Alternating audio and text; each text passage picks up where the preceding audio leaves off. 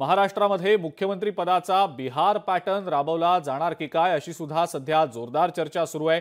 नितीश कुमार यांना बिहारमध्ये ज्याप्रमाणे भाजपने मुख्यमंत्रीपद देऊ केलेलं होतं तसंच एकनाथ शिंदे यांना महाराष्ट्रात पुन्हा एकदा मुख्यमंत्रीपद दिलं जाईल की काय अशी जोरदार चर्चा सध्या सुरू आहे। भाजपच्या जास्त जागा असताना सुद्धा बिहारमध्ये मुख्यमंत्री पदी नितीश कुमार यांना पसंती भाजपने दिलेली होती, तर महाराष्ट्रात भाजपला जागा जास्त मिळालेल्या आहेत तरी सुद्धा मुख्यमंत्रीपदी एकनाथ शिंदे हेच पुन्हा एकदा विराजमान होतील अशी सध्या जोरदार चर्चा आहे।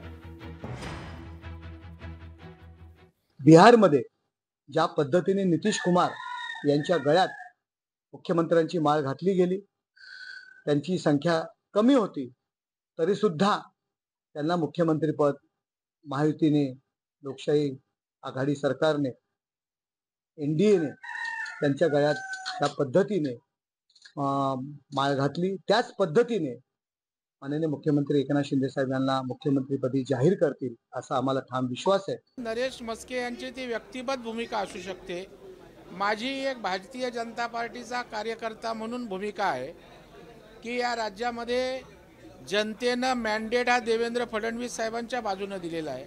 भारतीय जनता पार्टीच्या कार्यकर्त्याची इच्छा आहे, माझी इच्छा आहे, तशा प्रकारचं सुतोवाच आमच्या प्रदेशाध्यक्षांनी केलंय की देवेंद्र फडणवीस साहेब या राज्याचे मुख्यमंत्री झाले पाहिजेत। मुख्यमंत्री पदावरील त्यांचा दावा अमान्य करणं भारतीय जनता पक्षाला फारसं सोपं जाणार नाही अशी शक्यता आहे।